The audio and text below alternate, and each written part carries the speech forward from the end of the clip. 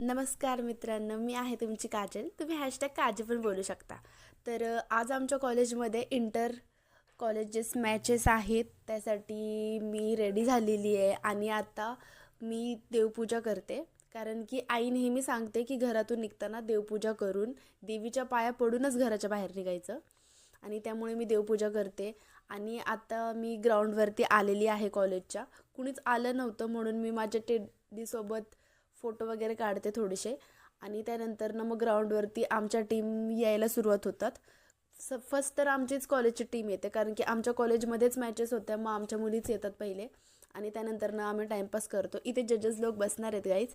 आणि त्यानंतर ना ह्या आहेत ट्रॉफ्या, जे की आम्ही जिंकल्यानंतरच आम्हाला भेटणार आहेत. आणि मग फायनली आमच्या मॅचेस सुरू होतात. आमच्या इंटर कॉलेजच्या मॅचेससाठी बाहेरून 2च टीम आल्या होत्या, त्या म्हणजे ओझर आणि अकोडी. तर फर्स्ट मॅच पण ओझर आणि अकोडीचीच होते आणि त्याच्यामध्ये अकोडीची टीम जिंकते. आणि मग AM वर्सेस अकोडीची मॅचेस होतात. तशी तर अकोडीची टीम ही टफ होती, तरी पण आम्ही मॅच जिंकलो. आणि त्यानंतर ना आम्ही थोडेफार फोटोशूट करत होतो. त्याच्यावरती एकच गाणं आठवत होतं. गाय देखो ना, देखो ना गाय, देखो ना गाय, देखो ना क्या है ये गाइस, देखो ना गाइस, और देखो ना गाइस, देखो ना गाइस।